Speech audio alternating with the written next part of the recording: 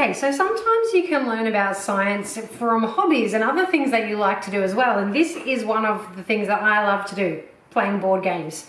Now, our family collects board games, we have a lot, and I'll show you a photo now of our board game cupboard.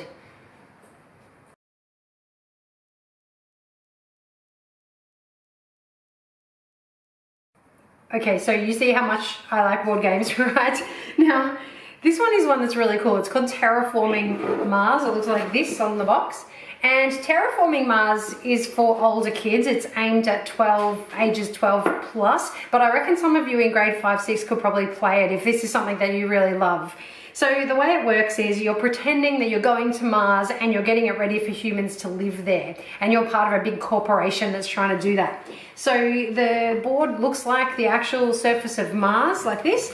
And there are 3 goals that you have before you could go and live on Mars. And they are, first of all, to get the oxygen up to a level that you would be able to breathe properly. So that includes things like, there's some cards here where you can plant plants and greenhouses, and you can grow forests and trees and things like that. So that helps the oxygen go up. You also need to be able to try and get oceans on your planet, because if you've got oceans, then you've got water, and if you've got water, then you've got an atmosphere, and you can get rain, and that can help to grow more things. And so these oceans have to end up out there.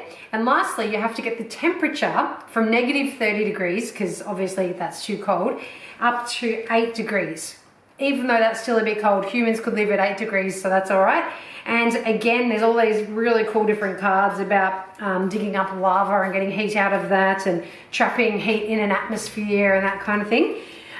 So it's a really fun mix of actual science stuff and then some science fiction kind of stuff as well.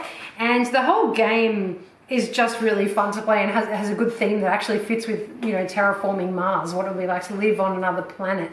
Now, if you do look at this and you think, I want this game, you just need to know a couple of things. Firstly, it takes a couple of hours to play. On the box it says, yeah, up to 2 hours. That's about how long it usually takes me to play. So it's long, and it's really complicated. So it does take a while to learn the rules. There's lots of videos on YouTube of people playing board games, and you can watch and learn the rules that way, and that's sometimes an easier way to do it. But the other great thing about this is that when nobody else in my family wants to play a game with me, I can play by myself, because this is a solo player game as well as playing with other people. Fantastic game. If your family's into board games, you might want to have a look at this as a science board game kind of mix. Okay, the second science board game that I want to show you today, this one is beautiful, one of my most recent editions. It's called Wingspan, and it's also sciencey, especially if you love birds, which we do in our family. And it's all about birds, growing birds in your own nature reserve. So everyone has their own board like this, and this is like your nature park, and you're trying to attract birds to your nature park to grow and breed there. The game itself is just beautiful. This is where you roll the dice into, so you get the dice and you roll them into the top of this, and they sort of roll down inside and come out like this, and it looks like a little birdhouse. There's eggs which the birds lay, and then you put them onto your spaces onto your board. And then there's the different types of food that the birds like to eat, and these include rodents and fruits and fish and invertebrates and wheat or grains. So they're based on what birds actually eat, how they behave. And probably the highlight of this game, apart from just how beautiful the whole thing is that there are so many gorgeous cards in this game. So I think there's 170 different bird cards in this game. This artist is incredible. And each bird is an actual bird from North America and has a little fact about the bird at the bottom. It talks about how big it is and what it eats. And each bird has like a power, I guess, that they can do in the game. There's some big birds that eat the little birds, and it is all to do with the actual bird.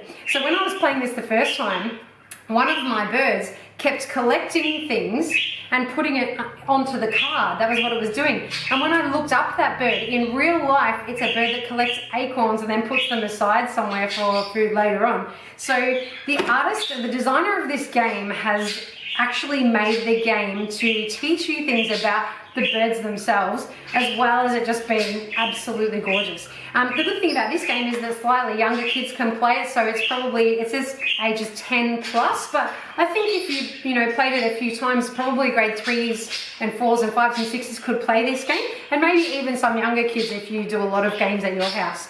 Again, it takes a little while to play, maybe about an hour.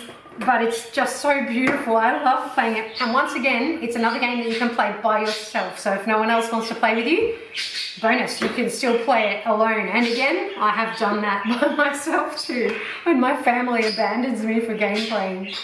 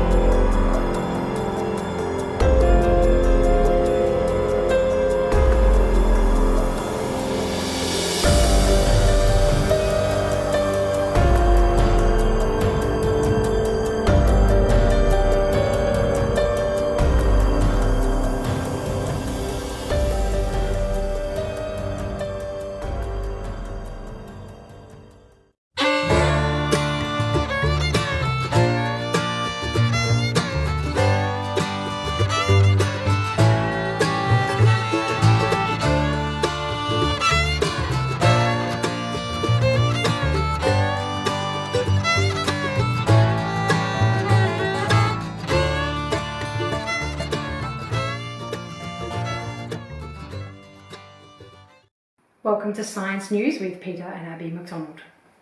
This evening we present to you 2 science news stories, and after you've finished watching this episode we would like you to go to Google Classroom and vote on the most interesting of the 2 news stories.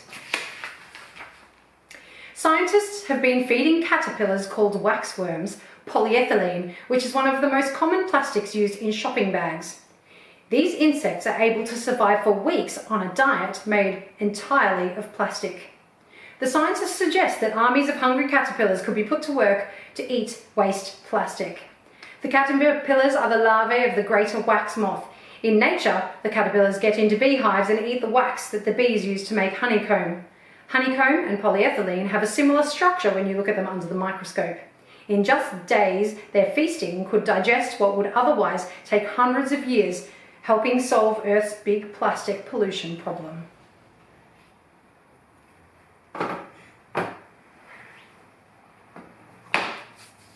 And your TV. Thank you. In an attempt to save the Great Barrier Reef, scientists from different universities are working together to collect coral babies, called spawn, and grow them in inflatable swimming pools. The coral will then be distributed to damaged parts of the reef. Queensland's University of Technology have developed special drones which can float on water or move beneath the surface. These drones could take the larvae several kilometres to where it is needed. Professor Harrison said that although this year's trial looks like it was a great success, there is still much work to be done. Our ultimate aim is to be able to fit these pools in our backpack and take them all over the world, because the Great Barrier Reef is not the only place that has been impacted, he said. Until next time, good night. Now, a definite highlight through this time has been hearing from so many of you through emails and photographs and Google Classroom I have really enjoyed reading your comments and seeing all the things you've been up to. So thank you for taking the time to do the activities and let me know how you're going. And I thought we might just sort of finish up this time of Science Online with some photographs of things that you've been doing. So I'm just going to flash through a whole bunch of photographs of people's work. I've checked with all of you that this is okay to put your pictures up, and you might see some of your own work flash across the screen now.